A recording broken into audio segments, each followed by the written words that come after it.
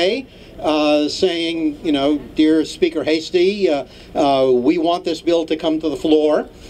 We've had to revise that letter, and it now says, dear Speaker Hastie, thank you for agreeing to support bringing this bill to the floor of the Assembly.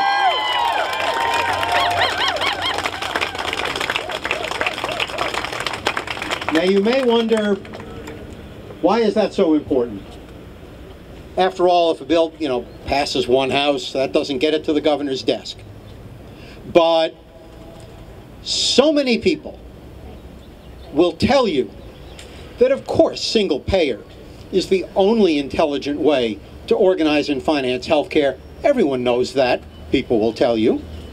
Some fairly high-ranking people in state government have told me that. And no, I won't throw them under the bus by telling you who they were.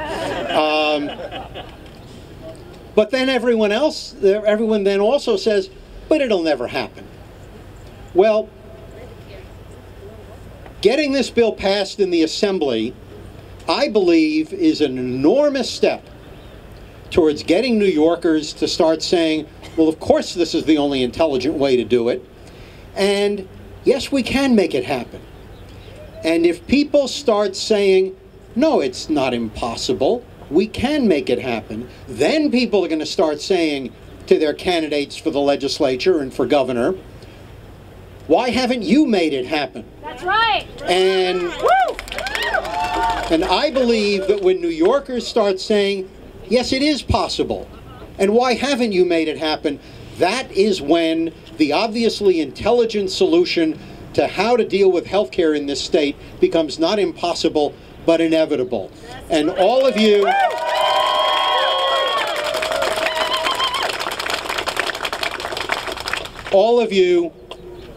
have been doing the work to help to bring this day about, and you're going to keep doing that work. You're going to be getting that message around today. It's hardly ever that legislators, particularly speakers, get letters saying thank you. That's all right. Thank you. But we're gonna. Well, no, this is. Thank you, Godfrey. Thank you, Godfrey. Thank you, Godfrey. Well, no, wait a minute. This is what. This is what we're all doing together, because it really makes us all know that we're doing the right thing. But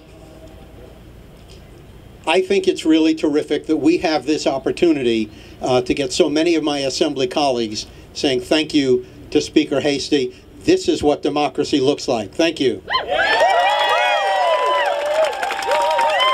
Thank you, Mr. Gottfried. Can I get some volunteers to hold this giant check that is written out to New Yorkers, stating that if we move to a single-payer system here in New York State, if we enacted the New York Health Act, we would get a refund of $45 billion.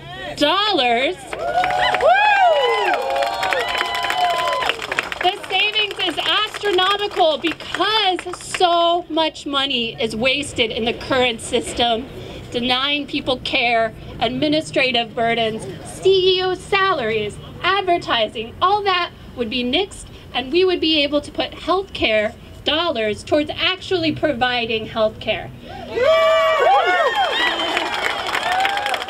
Now, I know that history shows us something really important when we look at other countries that have universal public health care systems, and that is that working people helped win that for those countries. And here in New York State, we have leaders in labor unions that are so fierce and dedicated to this issue. I'm going to bring up a few of them today.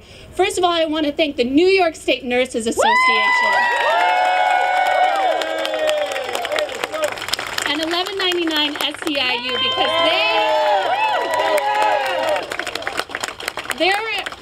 these members of these unions are at the patient's bedside, and they're at the front of this fight.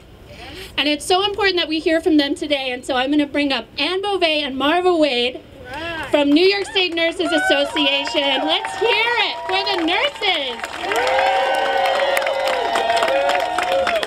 My name is Ann Beauvais. I'm a registered nurse who's worked at Bellevue Hospital for close to 40 years.